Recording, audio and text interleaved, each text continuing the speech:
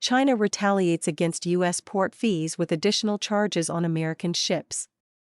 The Chinese Communist regime has announced plans to charge U.S. ships docking at Chinese ports, in retaliation against Washington's upcoming port fees targeting vessels built in China.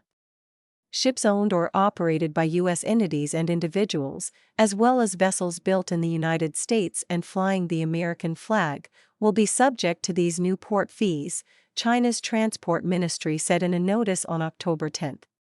Each American ship will face a fee of 400 yuan per net ton of cargo, according to the notice. The fee is set to rise annually, reaching 880 yuan per net ton starting on April 17, 2027. The additional fees would be enforced on October 14, the ministry said, calling it a direct response to the U.S. plans for new port fees on Chinese ships. The Trump administration's decision to introduce the port fees on China-built vessels is part of a broader effort to level the playing field in the global shipbuilding industry and enhance domestic shipbuilding capability. The decision originated from a months-long investigation by the Office of the United States Trade Representative, which found that the regime's trade policies and practices were unreasonable and severely damaging to U.S. companies, workers, and the economy, according to a report released in January. The USTR outlined Beijing's discriminatory, non-market practices, including state control of both publicly owned and private enterprises, extensive subsidies, and unfair labor practices in the report. It also highlighted government support for the excess production capacity of steel, along with state-led industrial consolidation aimed at creating barriers for foreign companies to access the Chinese market. According to the report, these policies have undercut competition and taken market share with dramatic effect, boosting China's share of global shipbuilding output from less than 5% in 1999 to more than 50% by 2023. This level of dominance gives China considerable influence over the pricing and availability of ships used in international trade. Under the proposal unveiled by USTR in April, the United States will charge a $50 fee per net ton of cargo for ships built, operated, or owned by Chinese entities.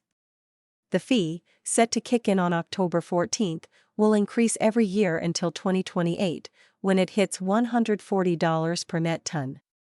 In a separate statement on October 10, China's Commerce Ministry reiterated the regime's opposition to U.S. port fees plans, saying such measures harmed its company's interests. Escalation in U.S.-China tension. Tensions between the world's two largest economies escalated this week after the Chinese regime rolled out a series of trade measures targeting the United States. On October 9, the regime's Commerce Ministry issued 6 notices that expanded restrictions on the export of rare earth and other materials critical to semiconductor manufacturing and military equipment. On the same day, nearly a dozen defense companies operating in the United States were added to China's trade blacklist. On October 10, the regime's market regulator launched an investigation into U.S. chipmaker Qualcomm over the company's acquisition of Israeli vehicle chipmaker Autotalks, a deal unveiled 4 months ago. Additionally, China, the world's largest soybean buyer, hasn't made any purchase from the United States since May, according to the U.S. Department of Agriculture.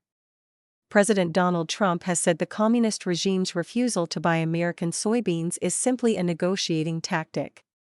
In a social media post on October 10, Trump said China is becoming extraordinarily aggressive on trade matters.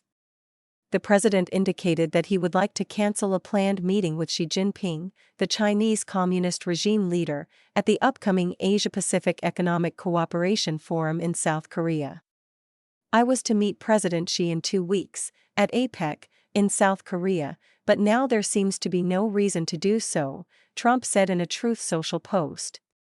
He said in another social media post that starting from November 1, the United States will impose an extra 100% tariff on China and other export controls on any and all critical software. Bill Pan and Reuters contributed to this report.